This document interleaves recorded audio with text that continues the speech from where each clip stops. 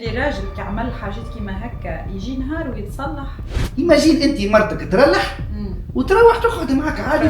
انا وراجلي مع بعضنا اكثر من 15 عام من الجامعه، بعد اكثر من 10 سنين عرس. مش القبيل يحكي مع واحده اخرى في تليفون وفيسبوك، وعمل حكايه وهميه من راسه لطفله يخدم في خدمه اخرى وبرشا كذب حاسيلو.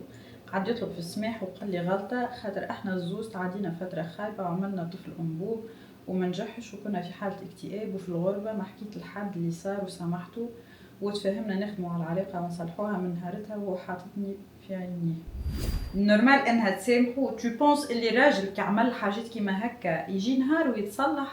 اني ما نجمش نسامح على حاجه كيما هكا، اما بوتيتر نحاول نفهم هو علاش عمل هكا، اما ما نعرف روحي خاطر حتى كان نسامح ما نجمش نرجع نورمال نتصرف. فهمت؟ انا اللي نؤمن به انه العبد باهي انه ديما يكون في عقليته انه يسامح اللي هو حتى قبل العباد. شنو يسامح معناها؟ تقول لي سامح معناها يكمل يعطي دوزيام شانس. سماح لا يعني تكمل. انا راني مشكلتي نبدا جيماجين لسان. يعني انت تعمل العمله وتروح وتقعد معاها وتبدا تحكي معاها عمل رحمه في بالكش. ماستر ياسر. هي تبدا مسكينه هكاك بيك وي سي با بو. ايماجين العكس تو. ايماجين انت مرتك ترلح وتروح تقعد معاك عادي وكذا فيسبوك وترلح من هنا وكذا وبعد شي تروح تقعد. سي با بو تاع وليدات صغار.